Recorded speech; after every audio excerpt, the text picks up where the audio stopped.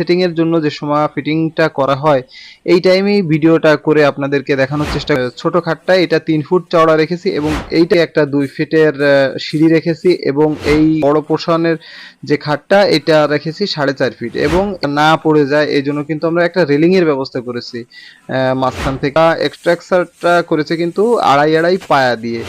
আর এটা মেহগনি কাঠ থেকে হওয়ার কারণে খুবই শক্ত। আপনারা যে কোনো কাঠ থেকেই কিন্তু এটা তৈরি করতে পারেন। তো আমরা এইটা মাত্র 45,000 টাকার ভেতরে কিন্তু এটা তৈরি করেছি। তো আসসালামু আলাইকুম প্রিয় দর্শক, কেমন আছেন সবাই? আশা করি আল্লাহর রহমতে আপনারা সবাই ভালো আছেন। তো কাছে দূরে যে যেখান থেকে প্রতিনিয়ত আমার এই ভিডিওগুলো দেখেন না কেন, সবাইকে শুভেচ্ছা জানিয়ে শুরু করছি আজকের ভিডিও।